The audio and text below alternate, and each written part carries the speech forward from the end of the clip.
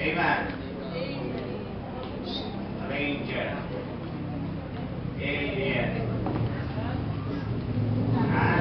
Amen. Foreigner. Foreigner. Okay, tayunan lang tayo dito. No? Traveler. Ano, ha? Malalakbay, hindi talaga taga rito. For our citizenship is in heaven. Amen. Naghihintay lang tayo. Alam nyo, kung aware kayo sa ating kapaligiran, no? Tinatawag na global warming. Kakaiba na ngayon. No? Wasak na, sira na ang ating ozone layer. Ayun yung pinakakulambo ng ating daigdig. Amen? Na siyang nag-minimize ng init ng araw para tumama sa mundo. Pero alam niyo, darating ang araw na sabi niya, itong mundo ito ay masusunog sa matinding init. Ano kaya susunog yan? Okay? Sa mga parting mga ibang bansa na nag-yelo, no? Yung mga bundok nila, puno ng yelo, pag tinamaan ng init ng araw yan, sa isang iglap, lusaw, saan babagsak ang tubig. Okay? Kaya nagkakaroon na ng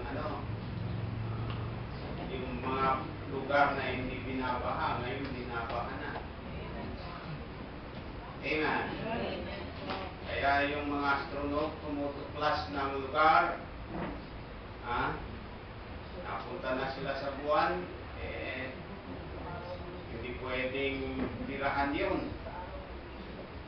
Patay na planeta.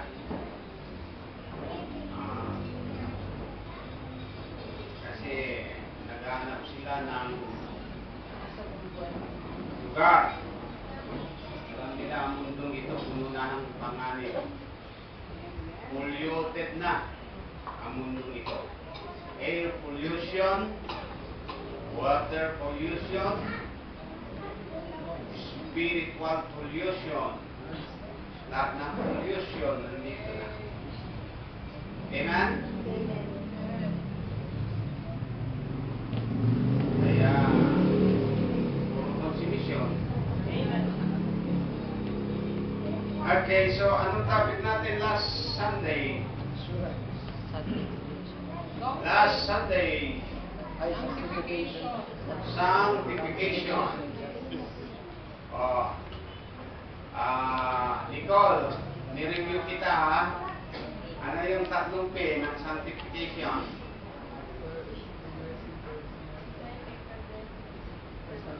Ha?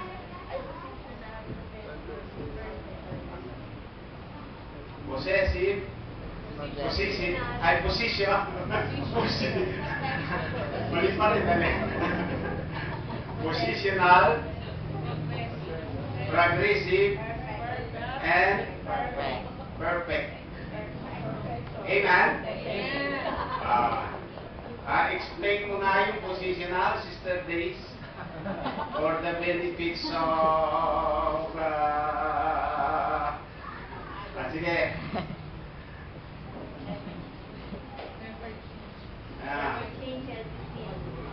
Ano? Positional sanctification.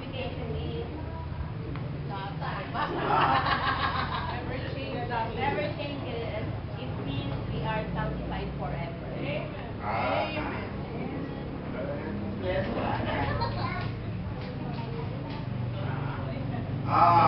What about the progressive sanctification? Dito naman sa mga what do you mean by progressive? Parang nasa school bukol tayo, ha? Progressive sanctification. Mga young men.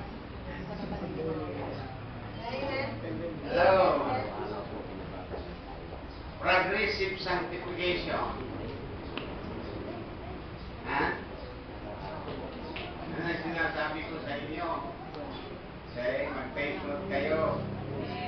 How about perfect sanctification? Perfect sanctification, Ceci.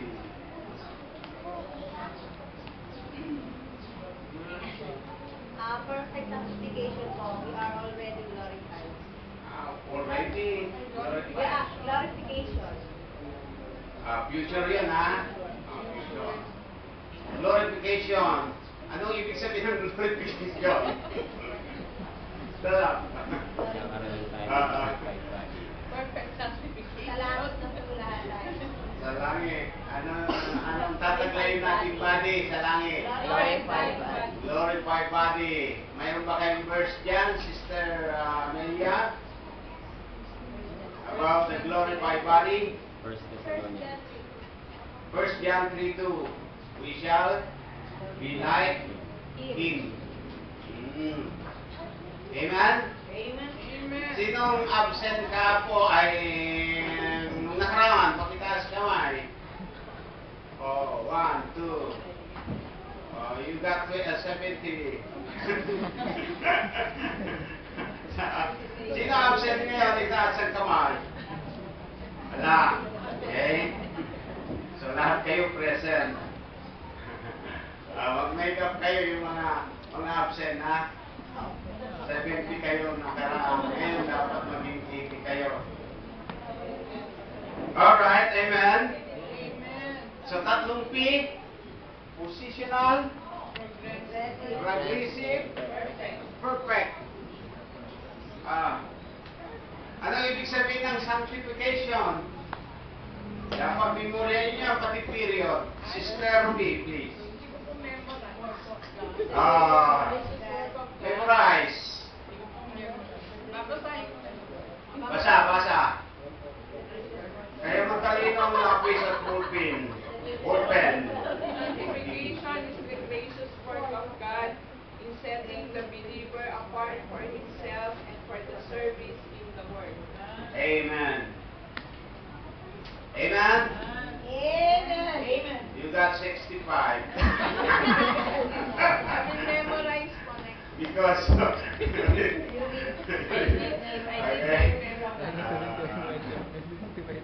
Alright. Positional, progressive, and perfect. Hindi pwedeng mabaliktad yun, ha? Amen? Amen. Oo. Now, pagka sinabing salvation, doctrine of salvation, ito yung mga branches dito. Bakit tayo ay nakatiyak ng ating kaligtasan? Because of sanctification. Sanctification is the gracious work of God in setting the believer apart for Himself and for service in the Word. Justification, Sister Teresa, mukhang may binabasa ka. Nasa iba? May take-note ka ba? Justification is the gracious act of God, declaring the sinner righteous who believe on Jesus Christ. Alright? So, yan po yung mga sanga o branches ng salvation. Bakit mayroon tayong salvation? Because of justification, sanctification, and of course, redemption. Yun yung pinaka first kumbaga sana, redemption. Redemption. So, pag-aaralan natin yan detalyado sa susunod, pero ituturo ko sa inyo yung the greatness of our redemption. Sa susunod, pag-aaralan natin yung kanyang definition. Kaya, huwag niyong i-neglect yung Sunday School, dahil sa Sunday School dito kayo lalagos sa doktrina. So, shall we all stand up, please, and open your Bible in the book of 1 Peter. 1 Peter chapter 1, beginning at verse 18, number 18 up to verse 21. So, kailangan po ay imemorya natin itong mga foundation verses. Okay, ito ang paglalaan ng mga verses ng ating mga pinag-aaralan. Sanctification, redemption, justification. Kaya mayroon na yan dahil nasa Bible. Ha? Kaya mayroon yan dahil nasa Bible. Verse 18, basa, sabay-sabay tayo, go. For as much as you know that ye were not redeemed with corruptible things, as silver and gold, from your vain conversation received by the tradition from your fathers, but with the precious blood of Christ, as of lamb without blemish and without spot, who verily was foreordained before the foundation of the world, but was manifest in the last time for us, who by him do believe in God, that raised him up from the dead, and give him glory, that your faith and hope might be in God. Shall we pray? Dakilang Diyos na makapangyarihan sa lahat, kami po ay tumutulog sa trono ng iyong biyaya ngayong umaga. Dalangin po namin, Panginoon, nakahabagan mo po kami sa aming mga kasalanan na laban sa inyo. Ipatawad mo po sa amin at huwag mo na po kaming paluin, Panginoon, kundi patawarin, O Diyos. Pagpalain mo po ang bawat anak mo. Ngayong umaga, bigyan mo po kami ng malinis na puso at kaisipan. I-sanctify ninyo ang aming katawan na magamit niyo po sa paglilingkod, Panginoon, at sa inyong ministeryo. Pagpalain mo po ang aming tema ngayong umaga, nawa ito ay matanim sa puso at isipan ng bawat anak mo upang kami sama-sama na maging matatag sa pananampalataya. Panginoon, lahat ng ito ay aming dalangin sa tanging pangalan ng iyong anak na ang Panginoong Kristo. Amen. Amen. Mamaya, ang choir, okay, ay pupunta tayo sa Santa Ana, kakanta kayo doon, no? Anniversary nila. Kalapit lang, 30 minutes lang, nandun na tayo, no? So, 25 minutes. So, yung mga choir, sumama kayo, ha? Lahat priority 5. Wala muna tayong panambahan dito ng gabi. Amen. Ngayon, kahit hindi ka membro ng choir, kung gusto mo sumama, pwede. Lungas na mayroon pang lugar sa sasakyan natin, dalawa. Pero wala pa yung driver natin eh. Pauwi na. Nasaan na? Nasa kanto na, oh. Ayun, dinit. Nauna na raw po sa taan. Nauna na raw po sa taan. Nauna na ng tana. Sabi mo, huwag na umuwi. Nauna na sa Santana. Nauna pa tayo eh. Alright, salamat po. Amen. Masaya ba kayo ngayong umaga? Amen. Kalimutan nyo ang pambayad. Kalimutan nyo pambayad sa tubig. Alright? So, ang ating topic is the greatness of our redemption. No? So, Apostle Peter makes three very clear statement concerning the fact and significance of the death of Christ. Okay? So, he declares the sacrificial nature of the death of Christ. No? Dito sa verse 24 ng 1 Peter chapter 1, chapter 2, verse 24, okay, makikita natin sa 2 Peter, right? Or I'm sorry, 1 Peter. Ah? 1 Peter chapter 2 verse 24.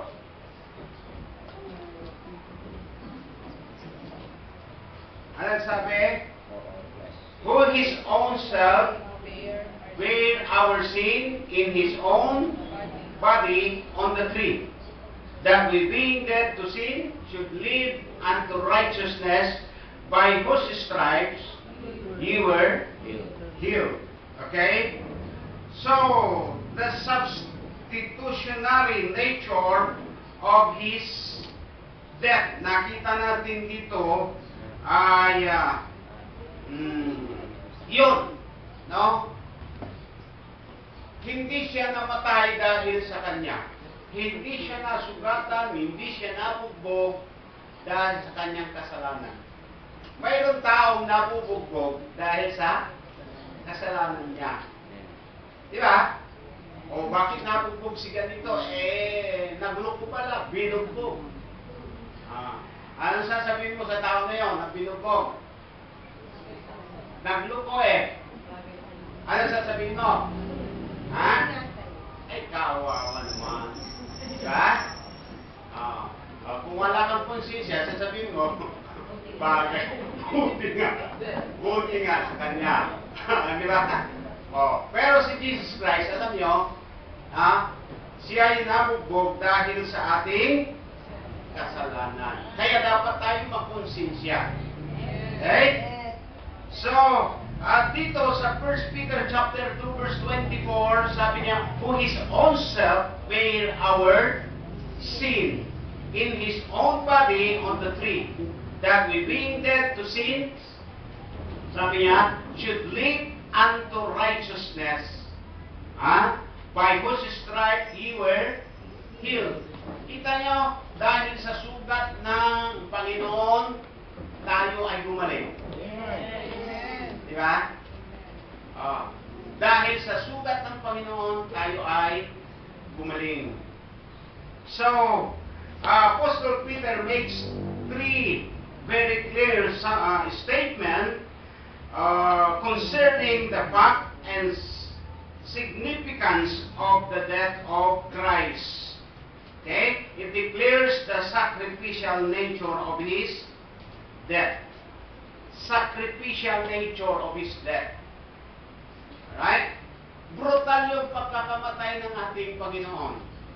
Hindi karaniwan kamatayan. Can you imagine mamatay ka na lang sa, sabi ng iba, mamatay ka na lang sa bala. Huwag lang sa butil ng mais. Di ba, pinamili yung dalawang tao. Anong gusto mo? Mamatay ka sa bala o mamatay sa butil ng mais?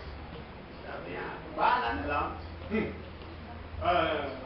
Mais. Kaya lang yung mais, ilalagay pala sa ulo mo. Tapos mamartilyo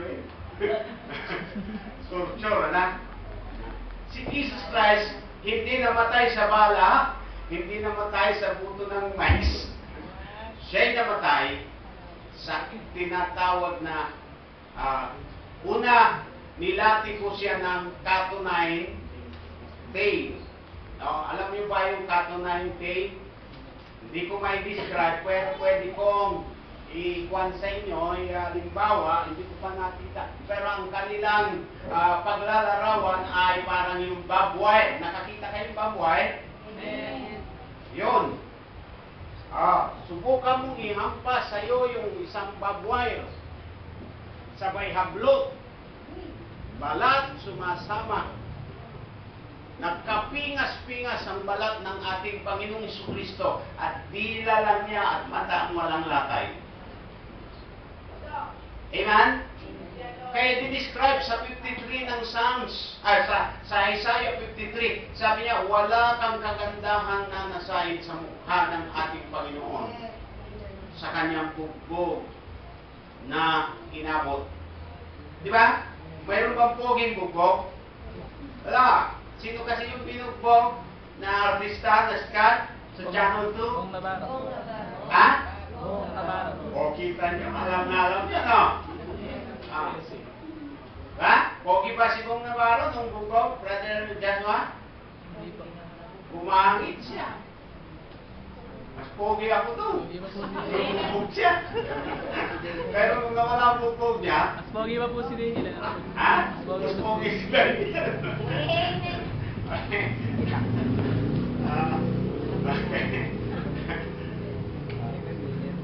Nagpapakute kasi. Alright. Now, mga kapatid, the greatness of our redemption, no? Si Apostol Peter, ipinakita niya dito, ang sacrificial nature of the death of Jesus Christ. And the substitutionary nature of His death.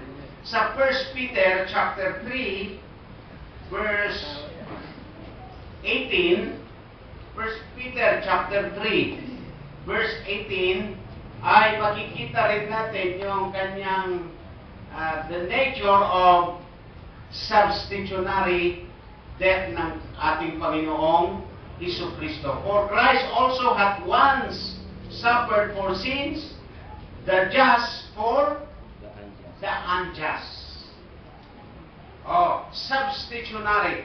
Substitute. Siya po yung substitute natin. Siya yung proxy natin. Amen? Siya yung kahalili natin. Ay kung wala tayong kahalili, tayo ang pupunta doon. Amen? Hello? Amen. Alam mo ba, Sister Lily, kung wala tayong kahalili, siguradong ikaw nandoon. Amen? Alright. Tayo, lahat nandoon. So, the substitutionary nature of His death. Yung number one, the sacrificial nature of His death. Sacrificial and substitutionary. Substitute. Sabi niya, He died for the just, died for the unjust. Oh. Okay? Yung walang kamatayan, namatay para sa may kamatayan, para tayong may kamatayan, magkaroon ng buhay na walang hanggan. Diba? Kailangan, kaya ang Diyos, kailangan magkatawan tao. Kasi hindi pwedeng mamatay kung hindi maging tao. Hello? Kaya yun ang hindi alam ng ating mga kaibigan na nangangaral dyan na si Kristo ay tao lang at hindi Diyos. Okay? Now, mga kapatid, the sacrificial nature of His death, yun ang number one. Number two, the substitutionary nature of His death. Siya yung naging substitute natin. Siya yung naging proxy natin. Siya yung naging kahalili natin. Siya yung kapalit natin. Amen? Paliwanag. Siyang pumalit sa ating lugar. And then number three, the redemptive nature of His death. The redemptive nature of His death. Yan. Sa 1 Peter chapter 1, okay? 1 Peter chapter 1 verse 18 up to verse 19. Okay? Nakita natin dyan. Verse 18 sabi niya, for as much as you know that ye were not redeemed with corruptible things, as silver and gold from your vain conversation received by the tradition from your fathers, but with the precious blood of Christ. The precious blood of Christ. Okay? Oh, hindi ka kayang tubusin ng ginto, pilak, piso, dollar, hindi ka kaya, dinar, lahat ng klase ng pera, hindi ka kayang tubusin. Ang tanging makapagtutubo sa iyo ay ang ating Panginoong Kristo, ang kanyang banal na dugo. Without blemish and without spot. Hindi rin basta dugo. Right? Only the blood of Jesus Christ. Amen? Only the blood of Jesus Christ. The redemptive nature of His death. Yan. So we delight to own Him as Savior, as Shepherd, as Master, and as a friend. Alam niyo, hindi tayo tinawag na servant basta, kundi nakita natin yung progressive ng pagtawag sa atin. No? Oh, tinawag pa tayong brother ng ating Panginoon. Hindi lang servant. Kasi ang servant, hindi member ng family yan eh. Amen?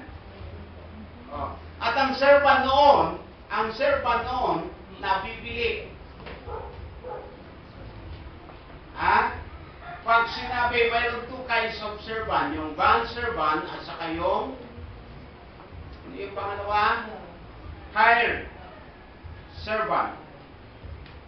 Ano yung hired servant? Yung nagtatrabaho siya ng 8 hours sa pinagagawa mo, after ng 8 hours of duty na niya, wala na siyang pakialam sa iyo. Yun yung tinatawag na hired servant.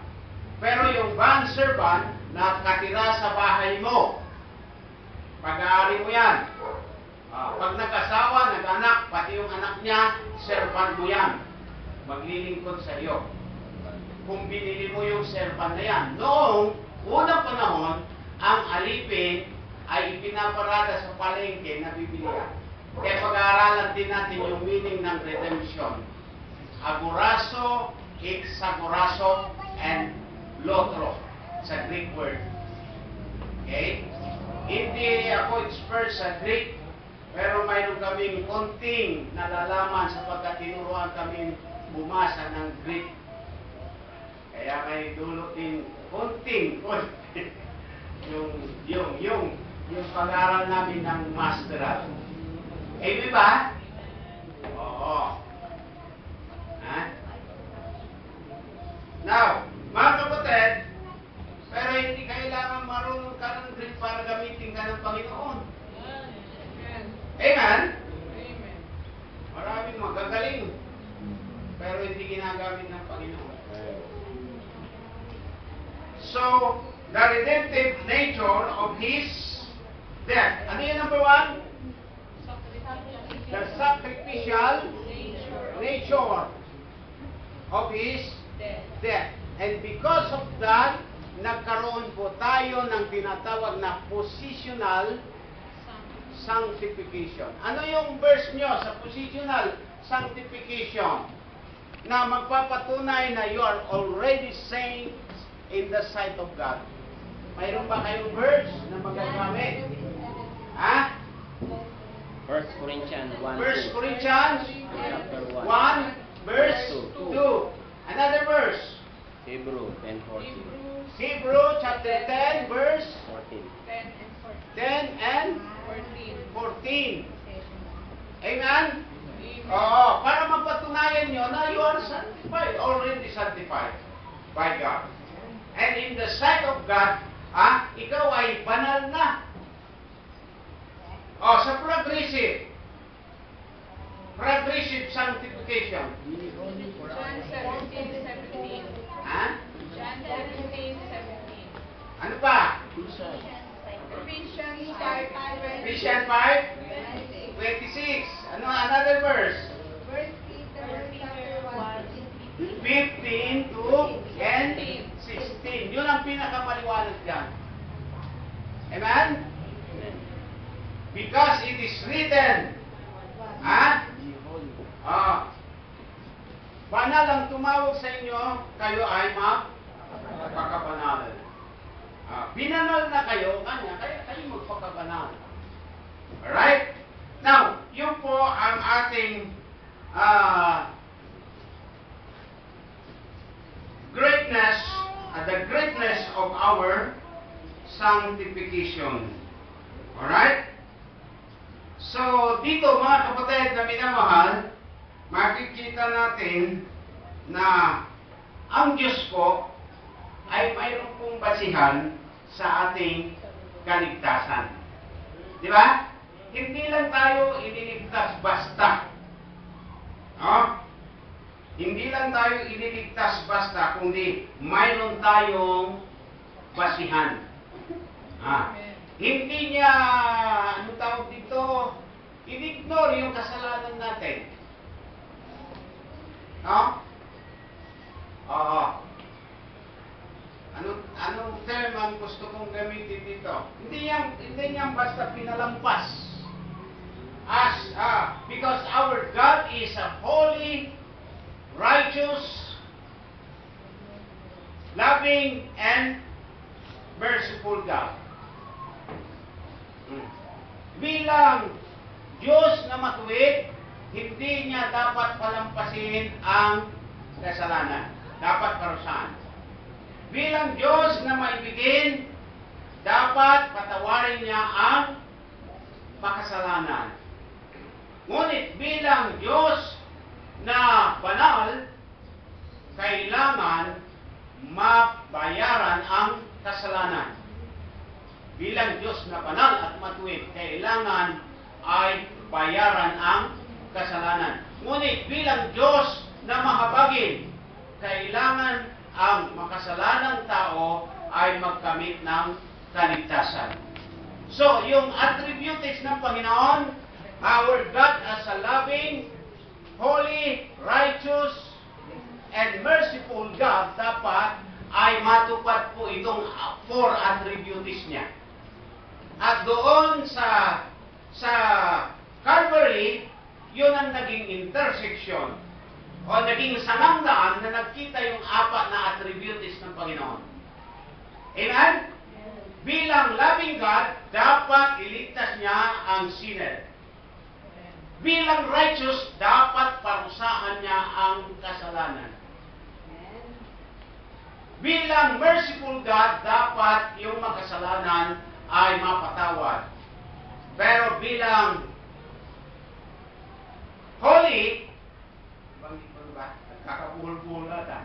Bilang holy, dapat hindi niya palampasin ang kasalanan. Hindi niya kukonsintihin. Amen? Kaya, nandyan po ang Diyos natin. Diyan mo makikita yung kadakilaan ng Diyos. No? Yung makasalanan, hindi niya basta pinatawad, mayroong nangyari. Kaya, naalala ko yung isa pang sangay ng salvation natin is yung tinatawag na propitiation. Pati yung meaning doon, ibibigay ko po sa inyo. Propitiation. Anong ibig sabihin ng propitiation? May nagbigay ng meaning yun na parang biglaan, pero medyo malayo, lihis, na mayroon daw Diyos na galit doon sa langit. Na handa kang patama ng kidlat. At because of propitiation, hindi niya ginawa. Pero mukhang masyadong parang brutal. Parang galit ng tao yung nangyayari. Di ba, ang tendency pag galit ka, ang tendency, ikaw ay gumanti. Pero hindi ganun ang ginawa ng Diyos. Pero ang pinakamalapit na halimbawa ng propitiation is, napag-aralan niyo ba sa Bible School niya? Theology. Alright? Propitiation ay parang ganito. Yung bata, iyak ng iyak. Iyak ng iyak. Bakit iyak na iyak? Kaya, mayroong tindis yan. Ang dahilan, gutom. Ano ba? Magbigay kayo ng dahilan. Bakit iyak na iyak yung bata? Ha? Basa. Ano ba? May masakit. Ano ba?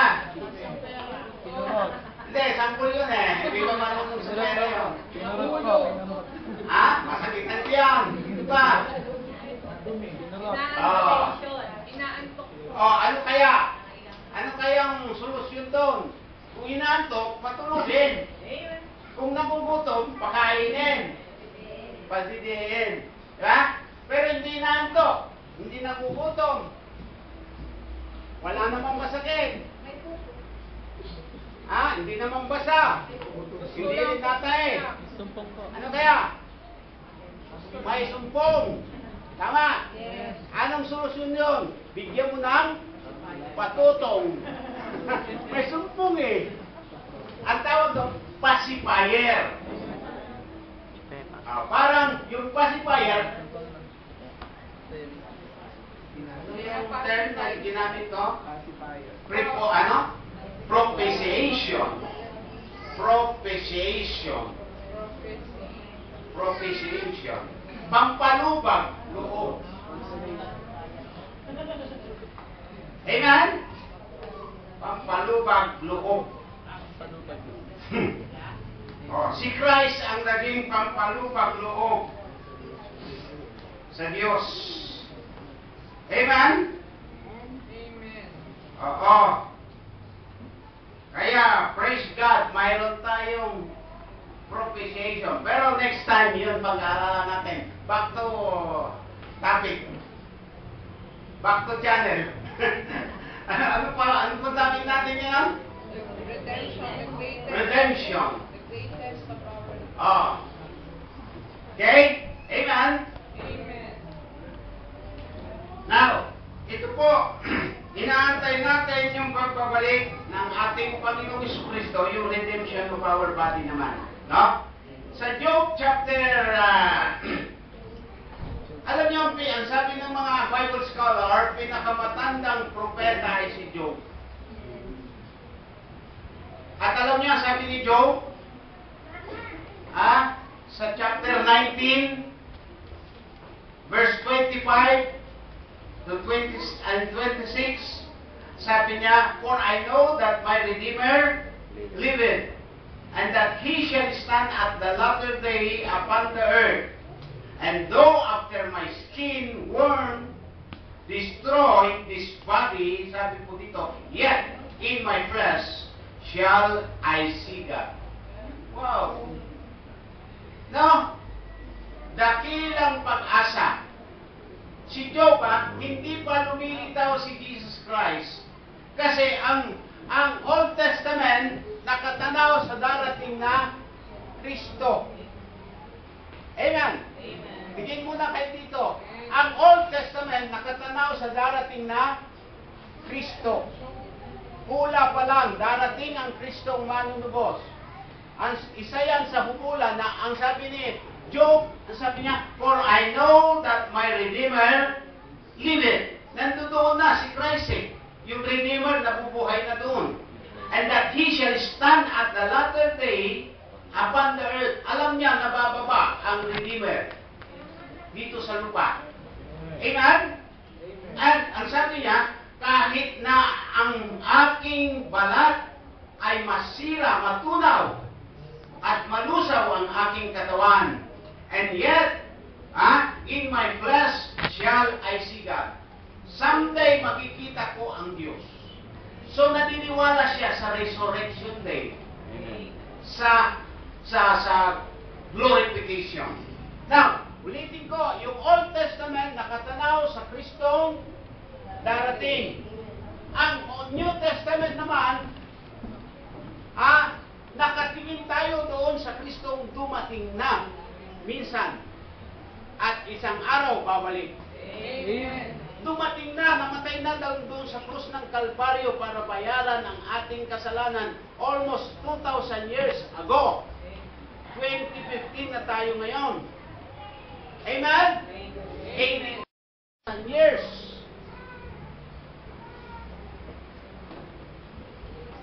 Mula nung siya bumaba dito sa lupa. Amen?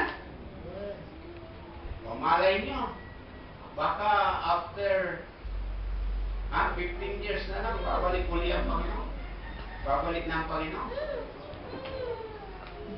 Maaari, o kaya baka bukas, dumating na. Ay, di, absurdo na tayo. Amen? Magaling ng rayuma nyo. Magaling na yung diabetic nyo. Di ba? Kasi glorified body na eh. Ano kaya kulay ng buhok natin doon? Ha? Buhok mais? Buhok mais? Okay? Now, mga kapatid, sabi naman, we shall be like Him, sabi niya.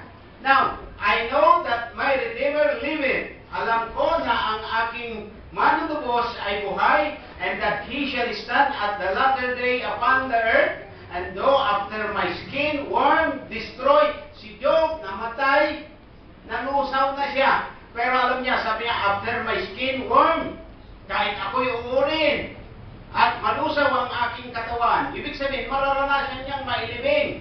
Yet in my flesh, sabi niya, mayroon siyang flesh. Itong glorified body, sinasabi niya, shall I see God.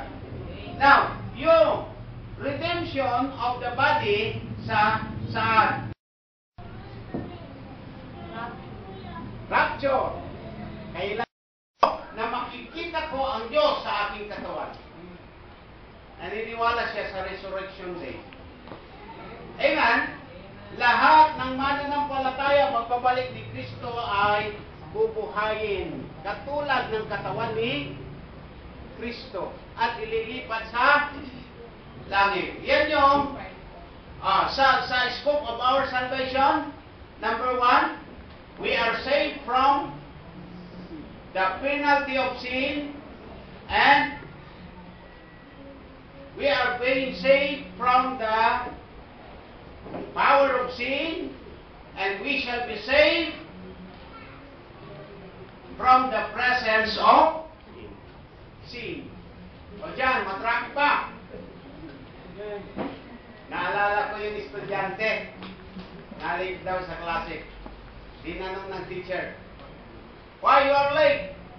Why are you late? Ano ba? Did you ride or did you walk? Sabi ko daw yung estudyante, did you walk, sir? Did you ride or did you walk? Ang sagot did you walk? Hindi kumawa yung iba. Nagkakatawa yun. Alright. Amen? Redemption of our body. Nakita nyo yung scope of our salvation? Amen? Okay, dyan lang muna po tayo. The greatness of our redemption. Ano yung number 1? The nature of sacrificial nature of is dead. Number 2, the substitutionary nature of his death. And number 3,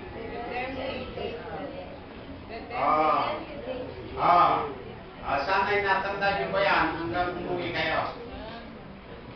Amen. Yan lang po muna tayo. 10 o'clock. 10.